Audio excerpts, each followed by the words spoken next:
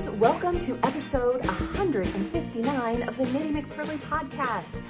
I'm your host, Devin and you can find me online at KnittyMcPurly.com. I am Knitty McPurly on Instagram, and if you want to email me, I am Devin at KnittyMcPurly.com. All that stuff is linked down below in case you forget it. If you are new, please subscribe. That would be amazing. I'm almost to 6,000 YouTube subscribers, and I'm kind of hoping to get to 10. That would be really fun. We're going to have to do something fun if we get to 10. Merry Christmas.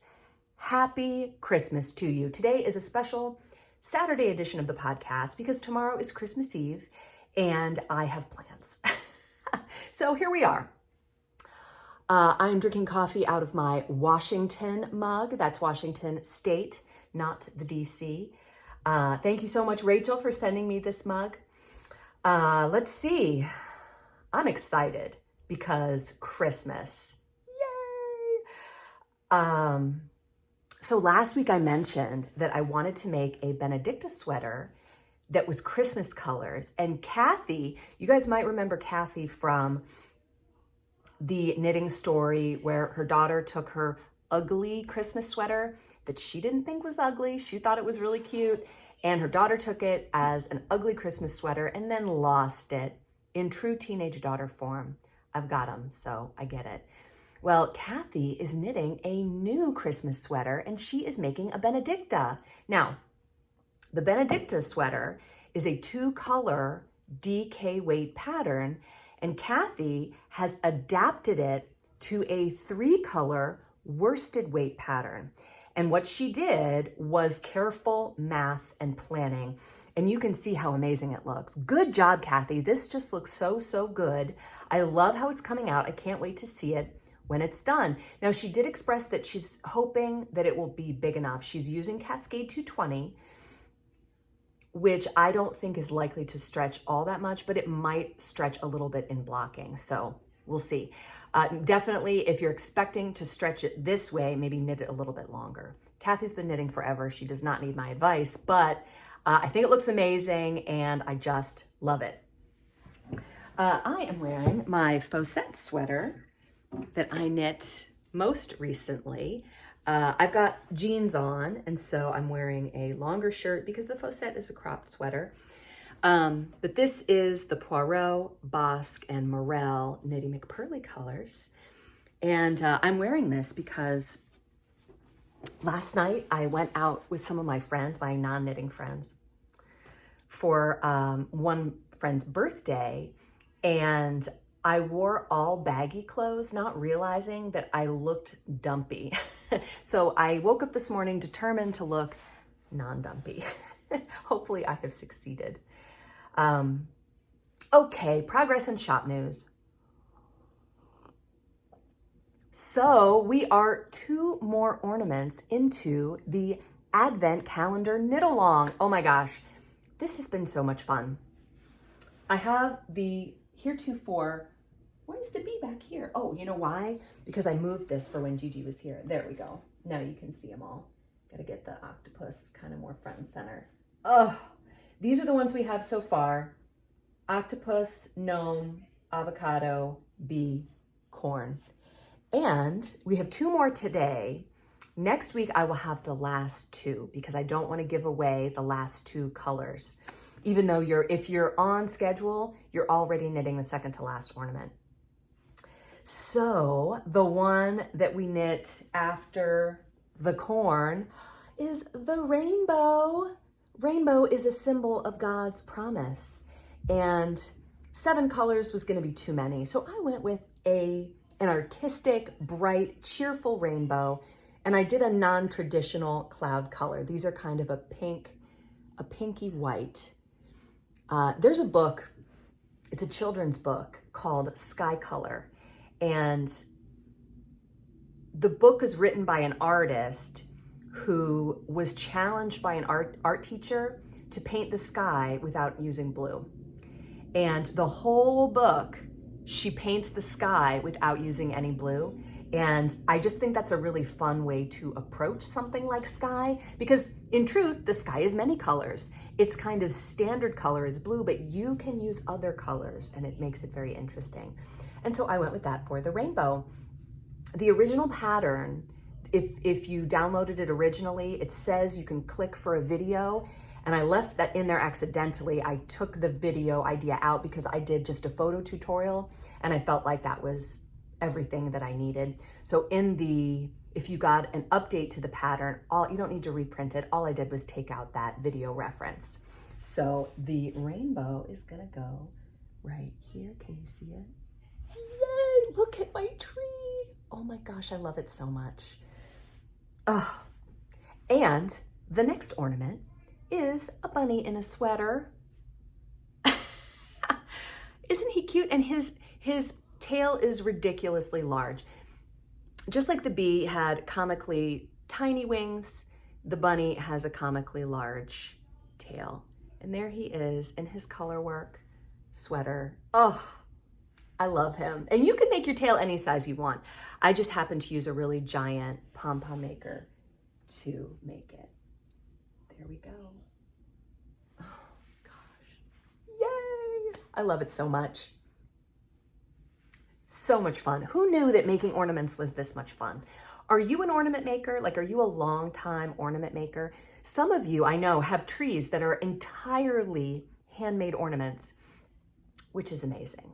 But I love those ones that accumulate over time, you know, and then you look back and you're like, gosh, this is from that one year where we did that thing, or, you know, the ones that the kids put their tiny little handprint on when they were 1 and now they're 12 and they hold their hand up and it's like, oh, so good, so good.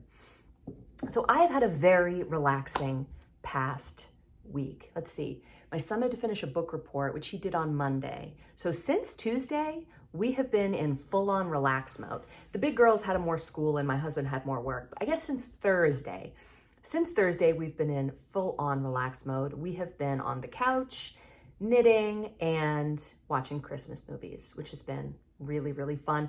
Yesterday, we watched White Christmas, which is like clinging to the edge of a Christmas movie. Traditionally, my favorite Christmas movie, not my favorite Christmas movie, one of my favorite Christmas movies is Die Hard. And Die Hard is not a kid movie. So that's a movie that my husband and I usually watch after the kids have gone to bed at some point during the Christmas season. We haven't done it yet. This year, the girls want to get in on it, and they're teenagers, and I just need to, I think it's mainly just language that's not good in that movie, but it's a great movie, right? White Christmas is a little bit like that in the sense that it's not really a Christmas movie, but it kind of is. So we really enjoyed it. So I have to admit, we have been playing a lot of word games in our house while we're on the couch watching Christmas movies. So I did get some knitting done, and I'm very happy to say that my Golightly sweater is done on the bottom. I got that far, and I am working on the sleeve. I actually imagined wearing this, but then decided not to because I don't know why, no reason. I didn't want to be cold, I guess. But this has the puff on the sleeve, and I think it's just gonna look awesome. This is a really comfortable sweater because the whole top part of the sleeve through to right below the elbow has no decreases.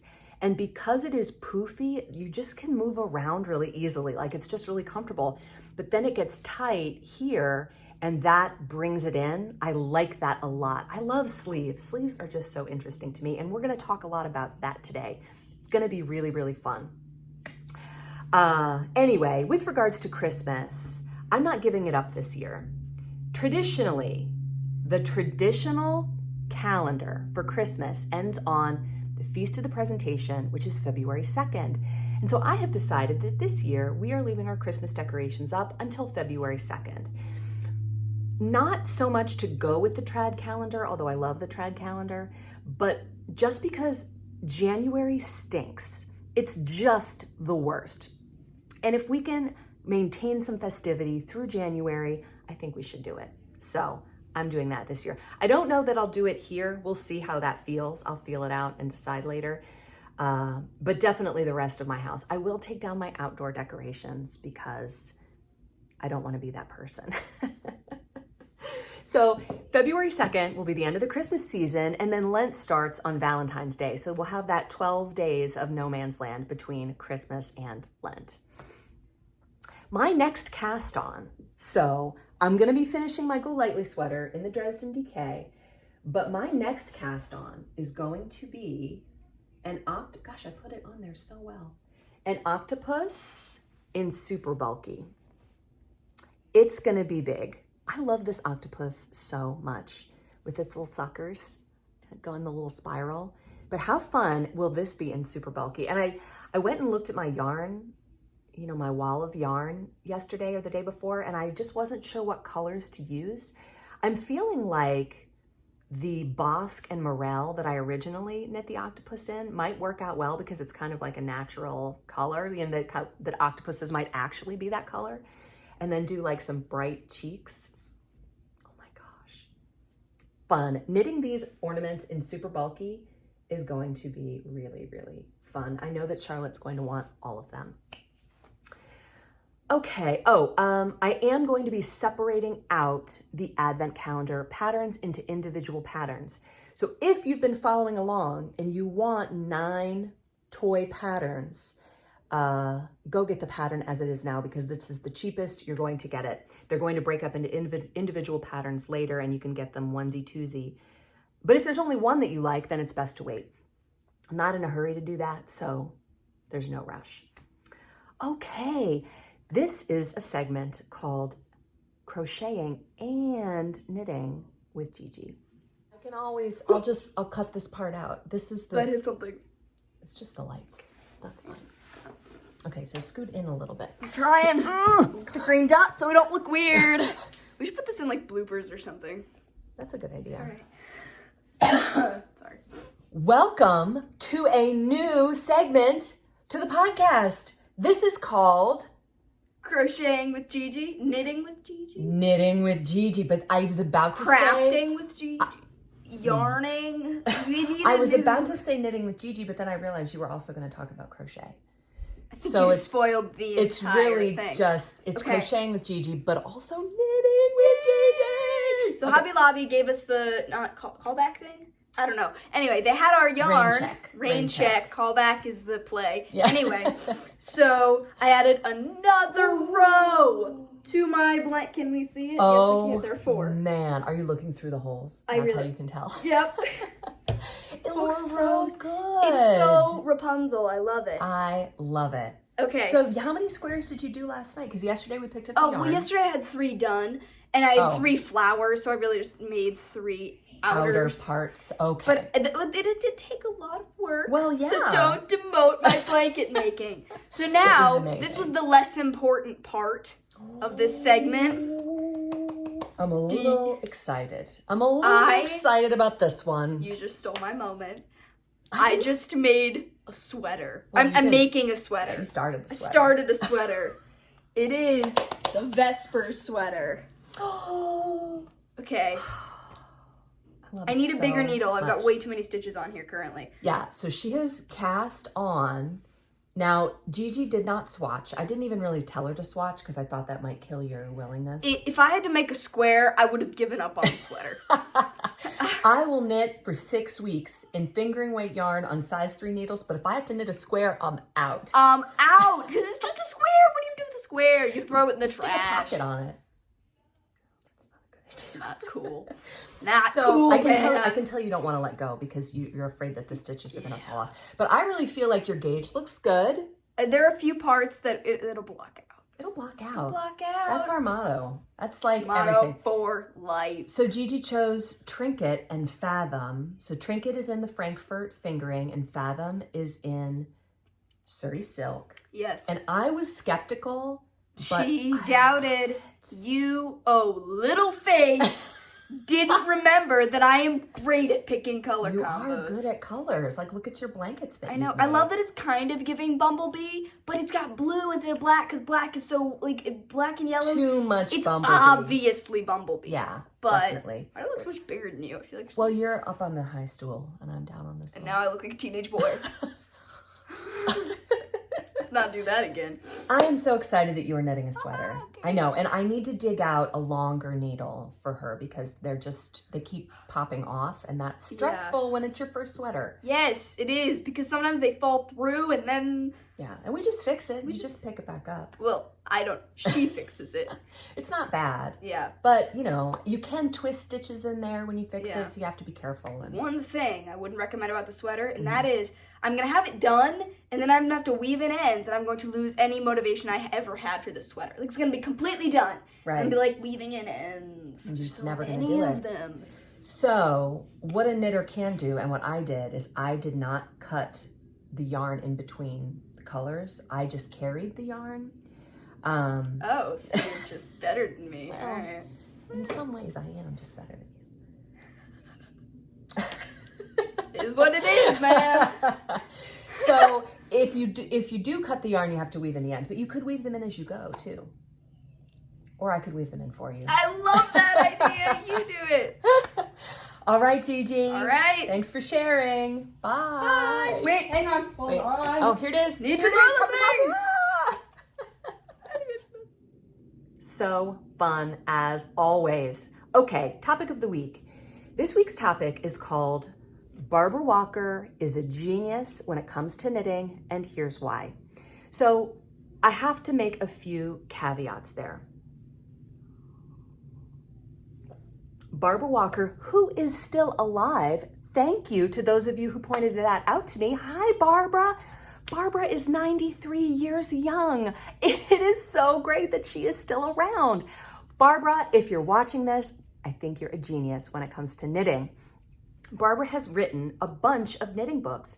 She has also written some other books because she is a feminist atheist. So I will have to reject her on that basis. I'm not down for the feminist atheism. Sorry, Barbara. But when it comes to knitting, oh man, is she a genius. So let's not throw the baby out with the bathwater. Let's keep her knitting genius and read about it as much as we can. It's like thinking that Tom Cruise is a great actor and his movies are great because they are. But even if in his personal life, he's kind of a nut, it's okay. You can still watch the movies. I'm giving you permission. All right, so I bought this book that Amy recommended to me 2 podcasts ago called Knitting from the Top. Now you can tell that the cover is so dated that all of this is back in style. We got the mom jeans, we got the turtleneck under the sweater. Is the turtleneck back? It might not be. I feel like the collar is in right now, maybe not the turtleneck, but the wide sweater, you know, the oversized sweater, totally in right now. So she wrote this book, I think in the 70s. I think it was 76. No, 72. And then it was out of print for 20 years. And someone named Meg Swanson of Schoolhouse Press in Pittsville, Wisconsin, got it back in print. So thank you so much, Meg, because this book is a gem. Meg has a little publisher's note in here talking about how awesome Barbara Walker is and how she was just like a mom and wife who wanted to knit and didn't know how. So she figured it out and then wrote 7 books about it. Like, that's awesome. Awesome, awesome. Love it. So there's a foreword by Deborah Newton.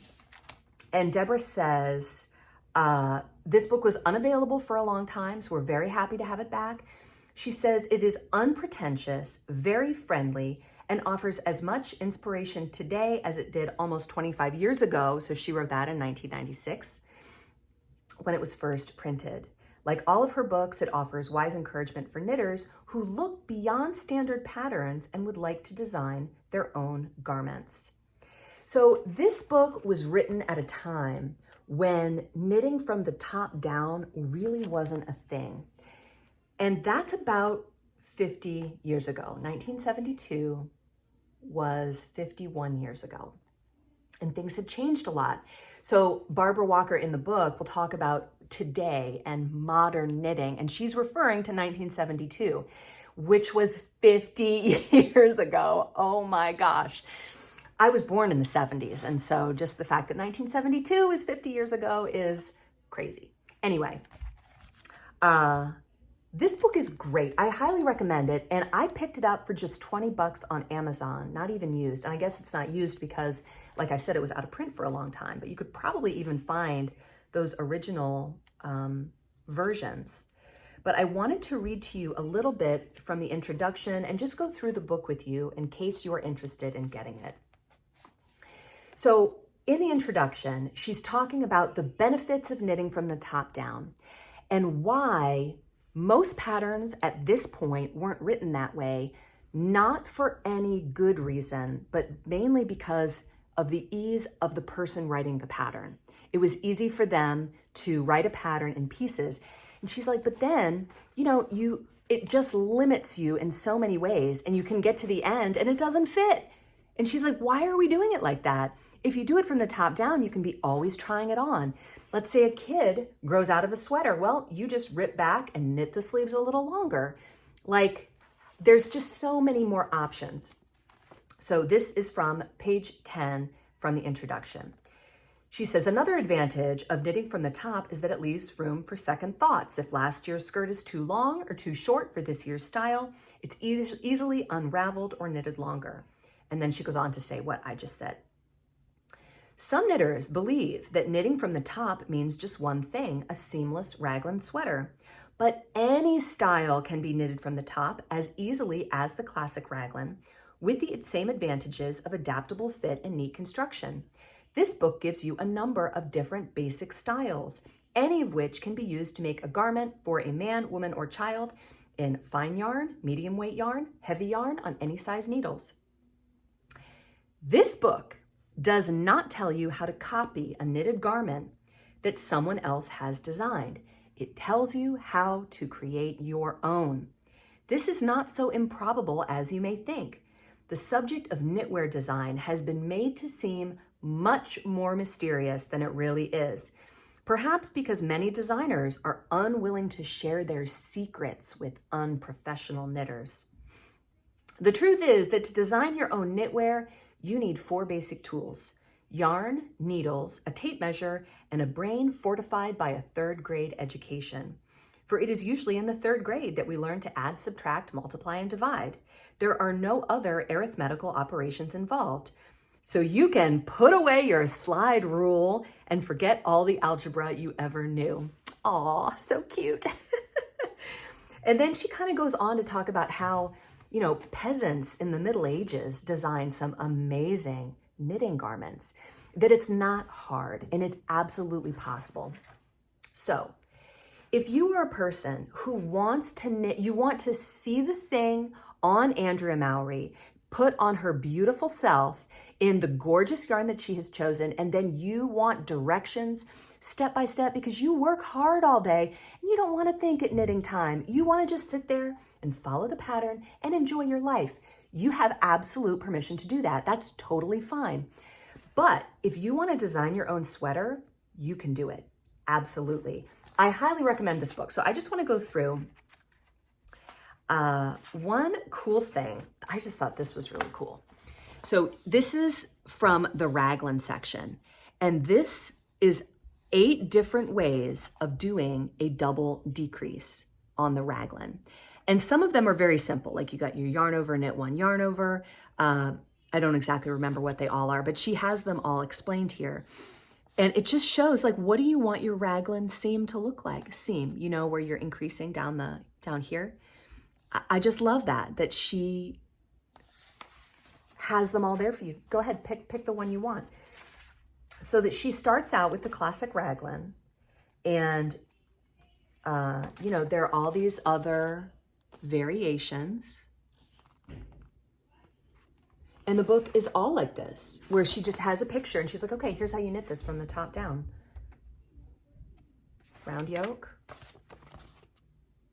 Okay, there's the round yoke right there. And she says, like, look, this is not like a pattern with an economy of words, and it's very succinct. Bolero.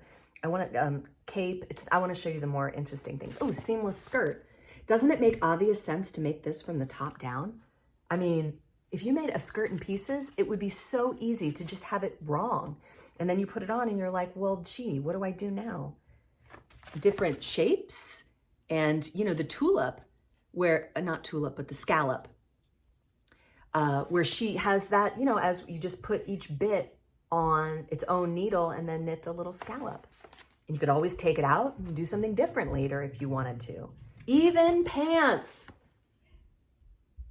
Again, makes so much sense. I want to show you this picture. Makes so much sense to knit them from the top down. I would never knit pants any other way.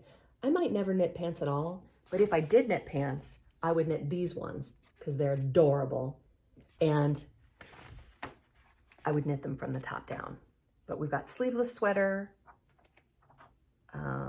wide neck blouse, seamless set-in sleeve. It's all in here. And like I said, it's conversational. It's not like a pattern. It's more of a way of thinking. So Barbara Walker wins the awesome nonagenarian award of the week. I don't think she watches this podcast, but if you are out there, Barbara, thank you so much for being an amazing knitter and just an amazing researcher. Like, wow. Awesome, awesome, awesome. Okay, moving along to the comments section. Now, we had a very interesting bunch of comments last week because I talked about yarn stores and how sometimes people who own yarn stores are jerks. And there was a lot of really interesting commentary about that. Karen Red Baron says, I worked at a local yarn store that provided great customer service, but often people would bring in yarn that they bought on Amazon or elsewhere online or at a big box store, and they would tell us what a bargain they got. Besides yarn, there's also a place to sit and knit. There was very knowledgeable help, and there was a terrific coffee bar. When the local yarn store went out of business, those customers kept asking the owner why. If you value a business, you have to support it. Excellent comment. Rosie at Home says, I have a friend who until recently ran a physical LYS or local yarn store. She would have so many people coming in with their dollar store yarn projects who would almost demand that she drop everything to assist them. She discovered that the more she gave, the more these people expected. She also learned that these people would never become her customers, even though she did stock a very affordable range of yarns. She developed a very friendly group of customers who have become friends, some of us online and others in person. She has now moved to selling online only. Where will those dollar store yarn purchasers go for help now? I can bet the dollar store won't be interested in helping them, nor any of the big box stores. She was my LYS at 3 hours from my house and a further half-hour detour when traveling to the metropolitan area. It was always worth the drive and a detour to call in. I will miss that side of her business, although we still get together for our yearly retreats. So those are my first two comments. I'm gonna bring it all around at the end. Chris says, yarn shops, oh, how true. We have one of those kind too. Don't ask for help if you didn't buy their yarn. So fine, I don't anymore. My friends and I witnessed this firsthand one knitting night there. A young pregnant woman was sitting with us and trying to make a baby blanket. Obviously having trouble, she asked the owner for help. Did you purchase the yarn here? She said. No was the answer. Well, I can't help. So almost in tears, she left. That was the turning point for us. That was many years ago, and none of us frequent the shop except in emergencies. It had been years since I was there, and recently I went because I needed a new needle right away. Also, she was also always pushing the yarn on us. So my friends and I meet elsewhere and find yarn elsewhere. The last comment I'm going to share is from Elizabeth. She says, so interesting about the LYS rudeness. There is one a few blocks from me, and they have the same rule.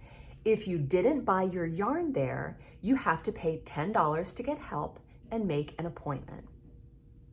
Okay, so we've got 4 very different comments. And I put those into my mind and like turned the crank. And what I came away with is don't be a dirtbag. In some of these instances, the yarn store owner was the dirtbag, and in some, the customer was the dirtbag. Treat other people the way you want to be treated. If you run a store, you have to be friendly and you have to help people. Now, I get you got to stay in business. If you have a brick and mortar store, the overhead is tremendous. That's why I don't have one. I would love a brick and mortar store. I would love to have that. But frankly, I can't afford it because of the overhead, and that's why I sell my yarn online. So I get it. I love Elizabeth's idea. Well, it's not her idea, but it's the idea that her local yarn store has of saying, of course I can help you. Make an appointment, and that appointment is $10, and it's however long, half an hour, 20 minutes, whatever. And I'd be happy to help you. And while you're here, you can look around. You have to help people who need your help. You can't turn away pregnant women who are probably on a budget. A young pregnant woman probably can't afford your $30 a skein yarn. So just help the woman. I mean, I just can't imagine. It's just different instances of different people being selfish and only seeing things from their own perspective. Try to see it from the point of view of the store owner. Like I have a store, it's not a yarn store, and I talked about it before in Culpeper called the Green Roost. And I think it is just the cutest store, but she has a ton of stuff that I can't afford.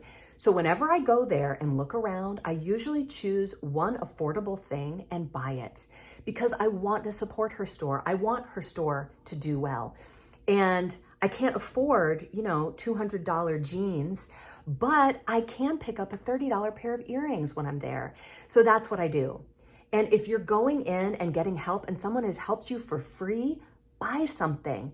It doesn't have to be a huge thing, but it's just a little give and take with store owners. So I just thought that was great. I loved all of these comments. And you're right, if you value a business, you need to support it or it will be gone. People can't afford to stay in business and not make money. Like shop owners have bills to pay. We have college to pay for, like it's good to support people. But at the same time, if they're jerks, I wouldn't go back. You have to be nice if you own a store. That is why people come to you instead of just ordering on Amazon, because you're a person and they want to have a relationship with you.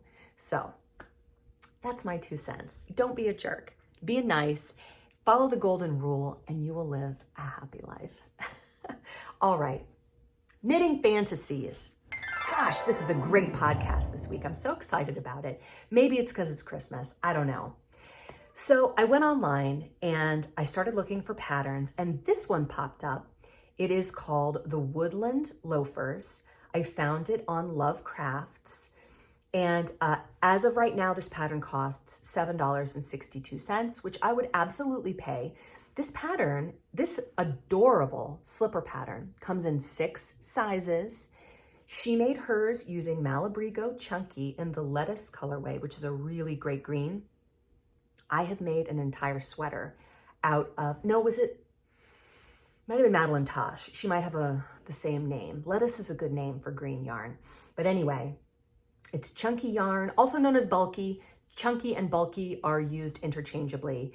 And I just think that these are great. I would absolutely make them and wear them, and maybe I will. Who knows? I always want to knit everything, but I really, really do like these a lot. So yesterday, I was at Hobby Lobby with Gigi. We went to go pick up the rain shack on the yarn for the blanket, and I was standing behind these 2 young ladies. They looked very young, but the one had on a wedding ring, so she was at least probably in her 20s. Gigi and I looked at each other like they were pure style. Everything they bought was stylish. Everything they were wearing was stylish. Like they looked like they walked off a Pinterest board. And they were wearing, both of them, these duster sweaters, which is basically just a long cardigan that goes to It can be any length. The ones that they were wearing were almost to the ankles, and they had jeans and their sneakers and their trendy lipstick and their beautiful Kim Kardashian hair. And she was actually buying a vase that I own. And I was like, I have that vase in my dining room and it looks so good. She's like, did you get it for 50% off? And I was like, of course. But anyway, I loved the look that they had going on, and I immediately wanted to knit a duster. This is often a pattern you find in thick yarn because the alternative is miles of knitting because it is so long. And I mean, it's miles of knitting either way, but if the yarn is fatter, it's going to go faster. And so I found a couple dusters online, but I really didn't find what I was looking for, which makes me feel like I'm still on the hunt for a duster pattern. Maybe that'll be the spring pattern. This is just, I'm just flowing with what's happening right now. But, you know, who knows if it will materialize, but I loved it. I have dusters on the brain. I've never wanted a duster before because I tend to think that fitted clothing looks nicer on people. And this kind of long shapelessness I didn't feel was flattering.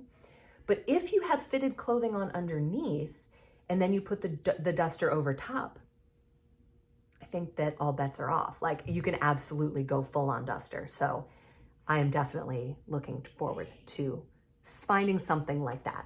Okay, I have to hurry because I've got to take Charlotte to piano. This is my last knitting story in the queue, folks. If you have a knitting story, first of all, this is So Here's What Happened. If you have a knitting story, email it to me. Take a video of yourself telling it, take an audio recording of yourself telling it, type it out and I will read it for you, whatever you want. Video is my favorite and people almost never do it because I love to see your face and I love to hear your story coming directly from you. But whatever you want, anything you want to do, whatever you're willing to do, send it to me because otherwise the New Year's edition of the Knitty McPurly podcast is not going to have a story unless I can come up with one between now and then. So this was sent to me by Grace, who is Laundromat Girl. Hi, Grace. Grace sent me this back in August and I kind of set it aside because it wasn't exactly a story, but I still think it's super interesting and so I'm going to share it. Grace says, hey Devin, I came across this amazing documentary made in the UK and there is a 2-minute preview of the story on their site. There's also one on YouTube. It's like a trailer for this movie and I'll link it below if you want to see it. It's called The Nettle Dress. And she said, I have attached an article that I found in a knitting magazine. Unfortunately, this whole movie, you can't just watch it. Like you can go see the trailer, but you have to find a screening. I don't know why they don't just put it on YouTube because they could really reach a lot of people that way. Grace says, I love your podcast and look forward to watching every Sunday. Blessings to you and your family. Thank you so much, Grace. This is super interesting. So I'm just going to read to you what came from this knitting magazine. Brighton-based textile artist Alan Brown spent 7 years making a dress from nettles he foraged around his local area. Talk about slow fashion. During that time, he lost his father and his wife and found solace in the simple, repetitive act of spinning. The Nettle Dress is a moving, beautiful film that follows Alan through his journey, through the seasons, and through his grief. Wow. So if you watch the trailer, it shows him foraging for the nettles and carding them and spinning them, weaving them into fabric, cutting the fabric, which must have been like measure 1,000 times cut once, and making a dress for his daughter. I would love to see this movie. It looks so good. I don't know how we can watch it. If anybody has any ideas, let me know, but we definitely need a screening. That would be a fun thing to do at like a retreat, wouldn't it? Oh, yes. Okay, I have to go take Charlotte to piano. Merry Christmas. I hope you have a wonderful Christmas Eve and Christmas Day, and I hope that you get knitting time in there and time with your families, and I will see you back here at New Year's. Bye, knitters.